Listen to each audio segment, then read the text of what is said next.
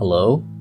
Welcome to another one of my reprise videos. I hope you liked today's topic and don't forget to leave your feedback down at the comment section. Enjoy! Today I'm gonna share with you the truth about consciousness. The thing is, I'm just another guy in his room drawing stick figures to tell stories, so I really don't have much credibility, which means if I just tell you what I think on the topic matter, most of you will probably just call bullshit. Therefore, some reference will be used in this video of some very smart people talking about consciousness and free will as well, but first let me explain what consciousness is to most people. According to Google, it is the state of being aware of and responsive to one's surrounding. A conscious decision we make are those that requires thought, that we all feel unique to us and is part of our free will. For example, a decision of you subscribing or bell this channel so that you don't miss any future uploads. Some may say that consciousness is the you inside this physical body, like your mind or soul. It is our consciousness that makes us feel responsible for our actions because our conscious decisions are determined based on our thoughts and experience, which feels like it gives us ownership to what we choose to do. So if we do something good, we should be proud or want to be rewarded. And if we do something bad, we should be ashamed or be punished. The problem is that there are scientific experiments done that contradicts this idea of free will born of consciousness. The experiment setup is simple. There's a button that whenever a participant feels like it, he could press it. Then there are sensors that allows a device to study the brain activity when a decision is made. After a calibration period, the participant is again asked to press the button whenever they feel like it. The difference is that this time, the button will light up whenever the device senses that the participant is going to press it. If the button were to light up when you are reaching for it, it wouldn't be very impressive. If it lights up the moment you think about pushing, it would be cool, but what happened here is that it could light up before your conscious mind even thinks about pressing the button, which means the device knows that you are going to do something before you even begin to think about it. A small issue here is that if the button lights up too early, you wouldn't even know if you're going to make a conscious decision yet, and you might change your mind seeing the button light up. But if you time it just right, the feeling can be very spooky. Imagine someone copying everything you say but like half a second sooner, or just before you even know what you're going to say. Now let me introduce you to Michael from the YouTube channel Vsause, the guy from Veritasium and the lady from Physics Girl. All great channels to check out if you are into science. What I'm going to show you is a small part of a scene where they react to the experiment we talked about. The box they have has two buttons, but it basically does the exact same thing we discussed. It feels like right then, it already knew. I'm trying to not have my mind read. But also there were times when like I wasn't gonna make any choice and they just went on. So I was like, whoa. Yeah, how do you know?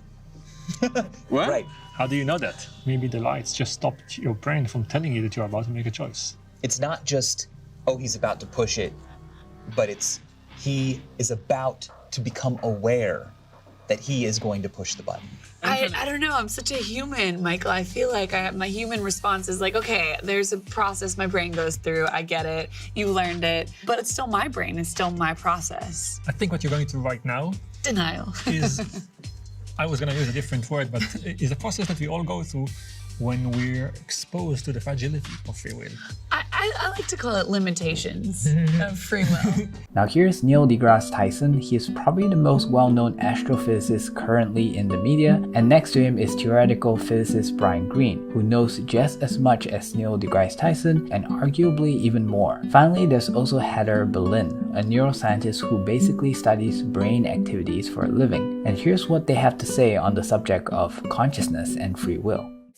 So you said free will is the sensation of making a choice. The sensation is real, but the choice seems illusory. Laws of physics determine the future. Could our free will thrive in the probabilistic description of quantum physics? No.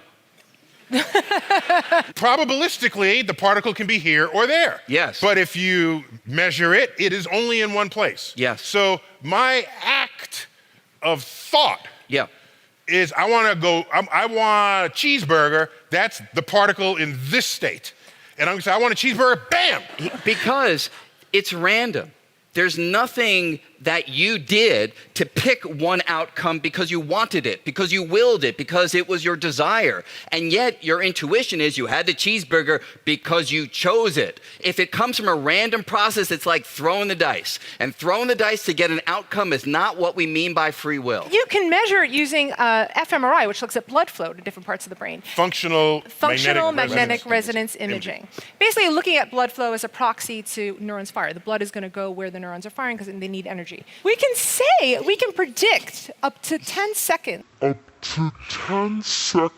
Before you even have the conscious inclination of your intention, which you're going to go, left or right, or cheese or no cheese. So your results are consistent with his, basically. Yeah.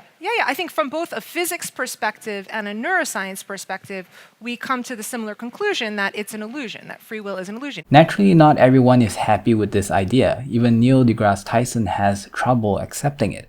So if I kick your ass right now, that's it. That was predetermined. Then it was meant to be. From the Big Bang. It was meant to be, my friend. I don't know how this got so sexy. If you're having a hard time understanding what it all means, I think a simple example is a robot. Everything a robot does is based on the information given to it and the program that governs it. In other words, every output done by the robot can be calculated or predicted.